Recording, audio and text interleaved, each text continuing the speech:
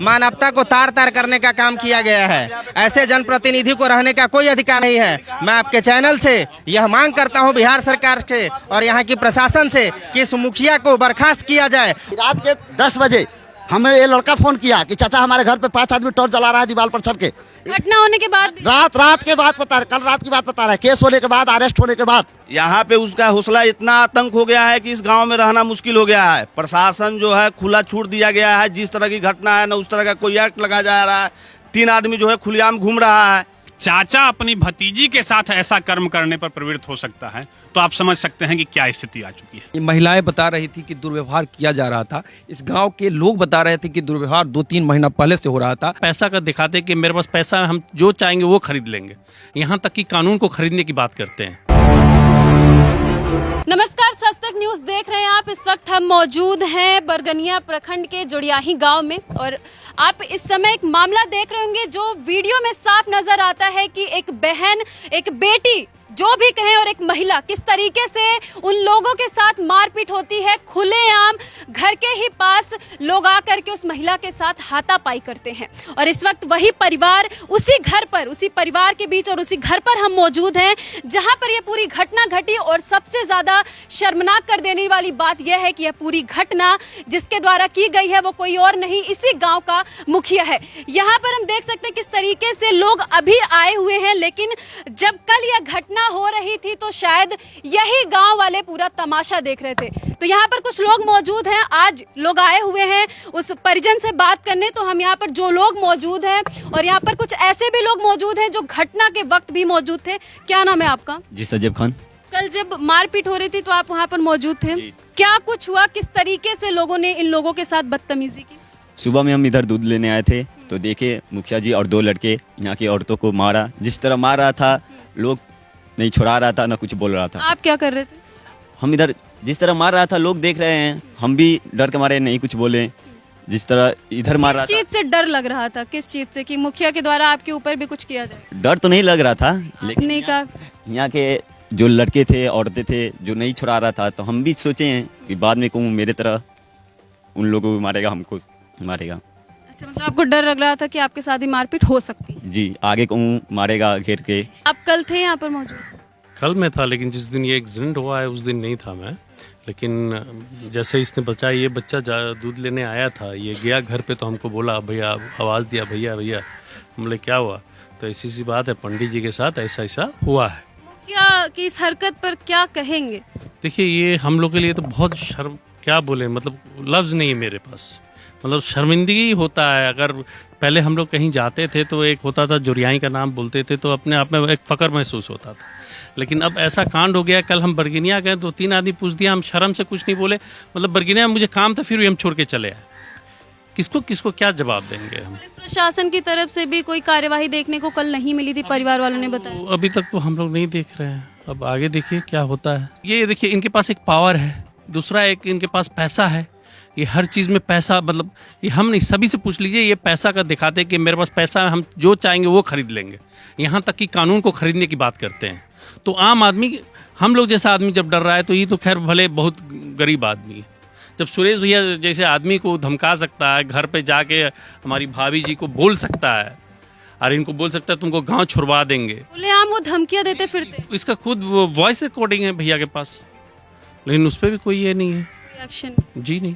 तो कहना यह है कि एक नाबालिग लड़की के साथ दुर्व्यवहार जो हो रहा था 2-3 महीनों से, जब आप लोग पहुंचे उससे कुछ देर पहले हम पहुंचे हैं, ये महिलाएं बता रही थी कि दुर्व्यवहार किया जा रहा था। इस गांव के लोग बता रहे थे कि दुर्व्यवहार 2-3 महीना पहले से हो रहा था और इस मुखिया के द्वारा कई तरह की इस तरह की अमानवीय व्यवहार कुछ लोगों के साथ हो चुका था, जो लोग चुप्पी साधे हुए थे। बच्ची की माँ बताई है कि हम पूर्व मुखिया को फ़ोन किए और पूर्व मुखिया को बताया गया कि लोक लज्जा के डर से अपने इज्जत को बचाने के लिए ये लोग चुपचाप बैठे रहे। क्या लगता है आज लोग जिस तरीके से खुलेआम बता रहे हैं और ऐसी घटना है कि मुंह खोलना ही पड़ेगा, यहाँ पैसे की बात नहीं, यहाँ पे इज्जत की बात है, तो वो लोग क्या कुछ कर सकते हैं? और मुखिया तो ये मुखिया जो है बद्री सिंह यादव बता रही थी ये लोग कि ये तो ऑफर की थी इस लड़की को कि तुम्हारे ऊपर सब खर्चा करने के लिए तैयार है, तुमको हम घुमाने बाहर ले चलेंगे। मतलब ये बच्ची कह सकते हैं शरीफ बच्ची है, सज्जन परिवार से है, जिसके कारण ये बच्ची जो है अपना इज्जत बचाई। बता रही थी कि हम चप्पल भी उठाए थे उस मुखिया के ऊपर, चप्पल भी उठाए थे उस मुखिया के ऊपर और अपना इज्जत बचाई थी, अपना प्रतिष्ठा बचाई थी। 2 दिन पूर्व जो ये घटना हुई है 13 तारीख को, कह सकते हैं इस तरह का धौंस दिखाया गया, मुखिया के द्वारा धौंस दिखाया गया है इस परिवार पर, घर में घुसकर पीटा गया है। पुलिस पर संदेह है कि जिस तरह का ये लोग बता रहे हैं कि हमने जो FIR किया था उसमें 376 लगना चाहिए था, 379 लगना चाहिए था, पोस्को एक्ट लगना चाहिए था और इस घटना का स्पीडी ट्रायल होना चाहिए। कुछ हुआ नहीं, अभी तक कुछ नहीं हुआ। एक मुखिया की सिर्फ गिरफ्तारी हुई है, 3 लोग अभी भी खुलेआम घूम रहे हैं। देखिए, सबसे पहले है कि इनको साथ में जो हुआ है तो इनको तो पहले ही इंसाफ मिलना चाहिए। और रह गया मुखिया के जितना मन बढ़ा हुआ है, वो सबसे पहले मन बढ़ाने में प्रशासन का हाथ है। एक तो इनको पास पैसा है, पैसा का अहंकार है, घमंड है। और यहाँ से जो भी जितना घटना होता है यहाँ से आवेदन लेकर जाते हैं हम लोग, तो पुलिस प्रशासन वहाँ पर लेवे नहीं करते हैं और ये पैसा देते हैं 1 लाख 2 लाख, बस प्रशासन को मुझे बिका हुआ है। आपको ज्ञात हो कि जो अभियुक्त हैं अभी, उनका घर यहाँ से जस्ट बगल में है और सामाजिक रिश्ते के अनुसार वह लड़की के चाचा हैं और लड़की के पिता के पीड़िता के पिता को अपना भाई बोलते हैं। तो एक चाचा अपनी भतीजी के साथ ऐसा कर्म करने पर प्रवृत्त हो सकता है, तो आप समझ सकते हैं कि क्या स्थिति आ चुकी है। दूसरी बात है कि यह व्यक्ति जो आज इस तरह का मनोबल लेकर के चल रहा है, आप इसको इस तरीके से आंकलन नहीं। कुछ बातें ऐसी हैं, इनसे पूर्व भी इस पर एक महिला के साथ बलात्कार का मुकदमा दर्ज है और वह मुकदमा अभी कोर्ट में लंबित है। उसके बाद भी इनका मन ऐसे ही बढ़ता चला जा रहा है। इतना ही नहीं, इसके अलावा इन पे रंगदारी का मुकदमा दर्ज है। इसके अलावा इन पर अभी 2 मुकदमे के लिए और आवेदन पहले से है। और जो प्रतिष्ठित व्यवसायी हैं इस प्रखंड के, इस जिले के, ऐसे लोग, इन्होंने किसी को नहीं बख्शा है, न तो अपने जाति के लोगों को, न अपने समाज के लोगों को, न ही अपने अगल बगल के लोगों को। अब रही बात कि इनके जो कृत्य हैं वह एक जंगल राज का आगाज है। आप समझ सकते हैं कि एक जनप्रतिनिधि होकर के किस प्रकार का व्यवहार किया जा रहा है और इसकी परिणति क्या होगी। जनप्रतिनिधि जनता के ही बदौलत बन रहे हैं, लेकिन उसी जनता और उसी जनता की बहन बेटियों के साथ ऐसा कर रहे हैं। वो जनता की नहीं कहिए, खुद की बहन बेटी को कहिए ना। भतीजी अपनी ही बेटी। भतीजी और बेटी में अंतर क्या है? क्या पड़ोसी होना जो है ना गुनाह होता है? क्या चाचा कहना रिश्ता का नहीं है? क्या चाचा भतीजी के रिश्ते को कलंकित कर रहे हैं? और यह पहले से कई एक बार हुआ है। यहाँ तो लोगों ने बच्ची की प्रतिष्ठा बचाने के लिए ऐसा किया है। आज आप लोग यहाँ पर आए हैं तो किस तरीके से आप लोग इस परिवार के लिए क्या कुछ करेंगे? देखिए, मैं इस मामले में कल पुलिस अधीक्षक महोदय से बात करूंगा और मैं DG साहब को कोशिश करता हूं कि अभी बात हो जाए मेरी, यहीं से बात करूंगा इनके सामने में। और यह सबसे बड़ा विषय यह है कि जिन धाराओं में मुकदमा दर्ज हुआ है, मुझे लगता है कि 3 से 4 दिन में जमानत मिल जाएगी। और इसके बाद इस परिवार का सुरक्षा का क्या होगा?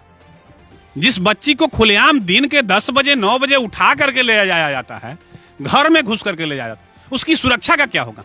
स्थानीय प्रशासन इसकी सुरक्षा की चिंता करे ना सबसे पहले। इसी गांव के वही सुरेश जिस वक्त हमारे साथ मौजूद हैं, जिनके साथ मुखिया ने भी इनके साथ बदतमीजी भी की थी और इनको शायद कई तरह की धमकियां भी दी थी। हम इनसे ही बातचीत करते और जानने की कोशिश करते हैं कि आखिर मुखिया के द्वारा इनके खिलाफ क्या कुछ किया गया था और क्या कुछ बोला गया था। क्या बताएंगे? लोग कह रहे हैं कि आपके खिलाफ भी कुछ उसने बोला था।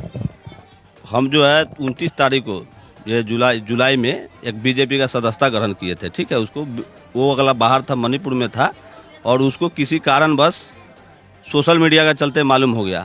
ठीक 30 तारीख को 8:30 बजे मुझे फ़ोन करता है और सीधे गाली के बात करता है कि तुम अपना नाम बदल लो, तुम अपना नाम बदल लो और तुम अपना टाइटल बदल लो। आपको धमकी दे? मेरे धमकी दे रहा था, टाइटल बदल लो, नाम बदल लो और तू फिलहाल को जिता नहीं सकता है। विधायक के बारे में भी बोला, मुझे भी गाली दिया। उसके बाद में बहुत सारी उसमें बात है जो रिकॉर्डिंग 8 मिनट के है। हम थाना प्रभारी को भी जाके सुनाए थे और लास्ट में वो गांव में भी नहीं रहने देंगे, पंचायत में भी नहीं रहने देंगे।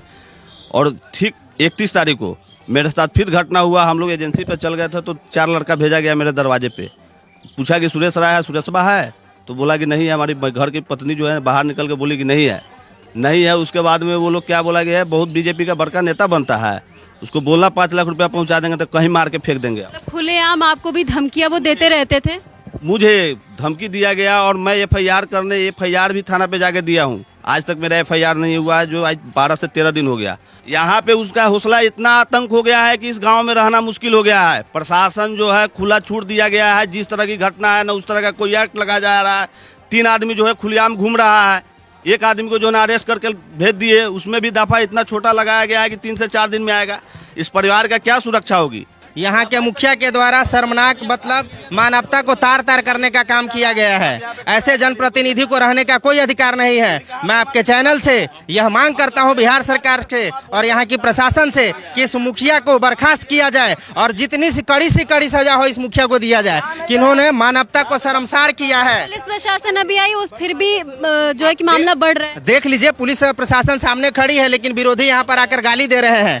एक बार मारपीट किए, वह वीडियो बना हुआ है, बावजूद इसके आप यहाँ पर आके धमकी दे रहे हैं। मतलब टोटली दबंगई दिखा रहे हैं इस चीज को। आप कितना बर्दाश्त किया जाए? आप बताइए।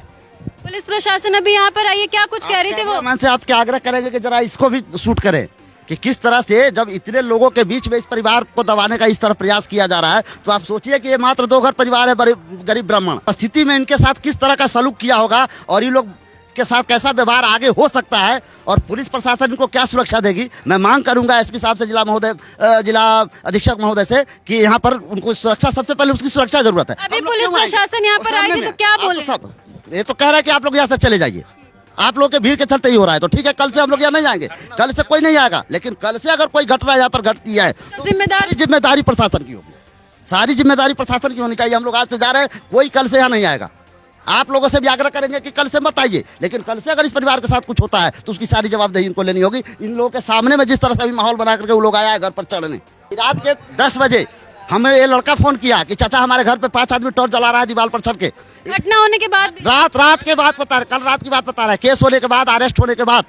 और हमको फोन किया, तब हम फिर फोन किए वहाँ पर, थाना फोन किए तो वहाँ से लोग गश्ती में आए और वो लोग बोले कि ठीक हम लोग आ रहे हैं। तब ये जाकर के चैन से सोया। रात भर लड़का जगा हुआ है और हम धन्यवाद देते हैं यहाँ के कुछ पैठान भाई लोग, मुसलमान भाई लोग हैं, उनको हम फोन किए और वो लोग आकर के रात भर जग करके इस परिवार का रखवाली किए।